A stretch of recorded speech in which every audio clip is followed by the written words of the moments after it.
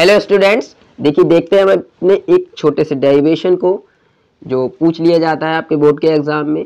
Self inductance of long solenoid. Suppose हमारे पास कोई बड़ी सोलेनोइड है, लॉन्ग सोलेनोइड है, जिसकी लेंथ हमने एल कंसीडर कर ली, जिसका एरिया ऑफ क्रॉस सेक्शन हमने कैपिटल ए मान लिया और जिसमें आई करंट फ्लो कर रही है। Number of turns per unit length हमने कंसीडर कर ली स्मॉल एन, और कैपिटल एन यहाँ डिनोट करें टोटल नंबर ऑफ टर्न्स और एल लेंथ।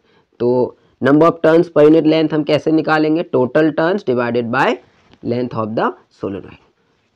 तो कैसे हम सेल्फ इंडक्टेंस निकालते हैं सोलेनोइड का? तो सबसे पहले हम देखते हैं, पहले हम इसमें निकालेंगे फ्लक्स कितना एसोसिएट होगा, फिर उस फ्लक्स से हम N phi is equal to L I हमारा फॉर्मूला होता है, वहाँ से कोफिशिएंट ऑफ सेल्फ इंडक्टेंस हम निकाल पाएंगे। तो सबसे पहले यहाँ से अगर हम फ्लक्स देखें कि इससे कितना एसोसिएट होगा, तो देखते हैं flux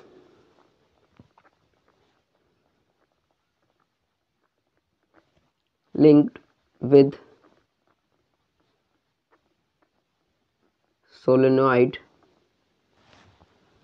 phi is equal to हमें पता है बी ए होता है, बी मतलब मैग्नेटिक फील्ड और ए होता है area of the solenoid, area of cross section of solenoid. तो फाई इक्वल टू बी की अगर हम बात करें यहाँ से सोलेनोइड में मैग्नेटिक फील्ड का फॉर्मूला आपको याद होना चाहिए, बी नॉट एन आई होता है, mu naught N I into A. Clear? N होते हैं number of turns per unit length, I current और mu naught permeability of free space. ये मैग्नेटिक फील्ड का फॉर्मूला होता है। लॉन्ग सोलेनोइड में magnetic field along the axis होती है और बाहर हम सोलेनोइड के जीरो मानते हैं, मैग्नेटिक फील्ड अंदर होती है वो भी क्या अलोंग द एक्सिस, इस तरीके से होती है। ठीक, तो एरिया और सोलेनोइड के मैग्नेटिक फील्ड, ठीक, एरिया और मैग्नेटिक फील्ड के बीच एंगल कितना होगा? जीरो होगा। तो बी ए कॉस जीरो 1 हो जाएगा, तो बी ए हमारा कितना है? Mu naught N I A. Clear? We know for self inductance, for self inductance हमारे पास फॉर्मूला होता है N phi equal to L I. Clear? जहां एल होता है कोफिशिएंट ऑफ सेल्फ इंडक्टेंस, इसी को हमको फाइंड आउट करना है। कोफिशिएंट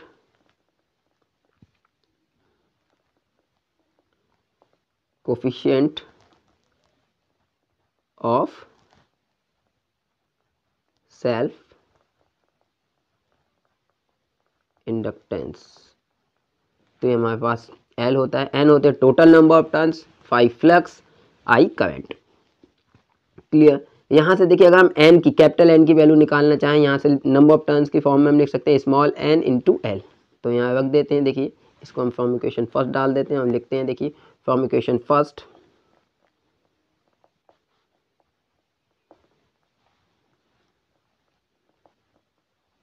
देखिए एन, पहले हम एन की वैल्यू यहाँ से रख लेते हैं, कैपिटल एन को हम लिख सकते हैं small n into small l. तो कैपिटल एन की वैल्यू हम रख देते हैं small n into l. Clear? Phi की वैल्यू फॉर्म इक्वेशन 1 से हम लिख सकते हैं mu naught N I into A, mu naught N I into A equal to L as it is, और आई यहाँ से आई विल कैंसिल आउट। तो यहाँ से अगर हम एल निकालना चाहें तो हमारा एल का फॉर्मूला कितना आएगा? यहाँ से म्यू नॉट एन स्क्वायर ए इंटू एल। तो ये हमारा सेल्फ इंडक्टेंस हो गया simply, mu naught N square A L. Clear? यही अगर आप देखें ये तब है जब हमने सोलेनोइड में, जो सोलेनोइड का अंदर का हिस्सा है जो मीडियम है, वो हमने कितना माना है? वहाँ पे वैक्यूम या फिर एयर। तो ये परमिएबिलिटी ऑफ फ्री स्पेस होती है हमारी म्यू नॉट। ठीक, अगर हम इसमें कोई और मीडियम इंसर्ट कर देते, सपोज मान लें हमने कोई और मीडियम स्पेस, इसके स्पेस में हमने कोई और मीडियम क्या कर दिया? इंसर्ट कर दिया, जिसकी रिलेटिव परमिएबिलिटी म्यू आर है। रिलेटिव परमिएबिलिटी क्या है? म्यू आर है। Then if a material of relative permeability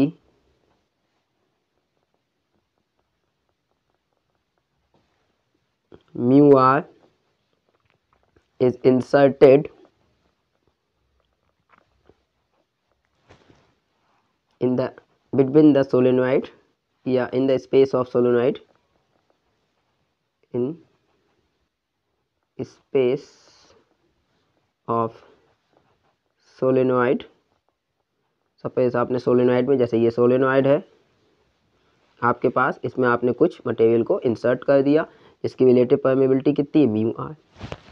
देखिए जब दूसरा मटेरियल और permeability, relative permeability mu r है और परमेबिलिटी इस मीडियम की म्यू एम है, तो आप खुद सोचिए तब हम जब निकालेंगे सेल्फ इंडक्टेंस, जब फ्री स्पेस थी तो हमने म्यू नॉट माना, बट जब कोई मीडियम होगा इसके बीच में तो हम उसकी परमेबिलिटी लगाएंगे mu m N square A L, तब ये होगा।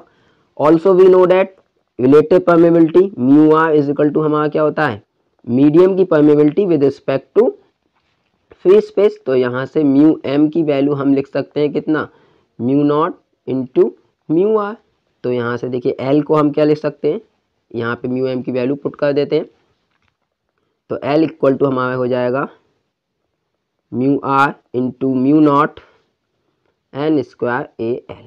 तो याद रखना है आपको, जब आप यहाँ खुद देखिए पहले जब फ्री स्पेस थी तो हमारी जो सेल्फ इंडक्टेंस थी वो mu naught N square A L थी, ए था area of the cross section of solenoid, L थी लेंथ।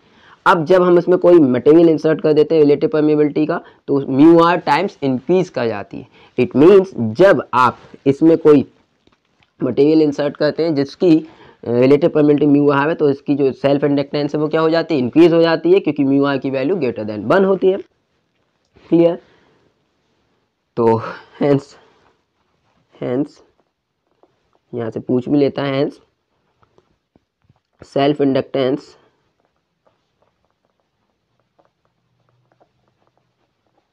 increases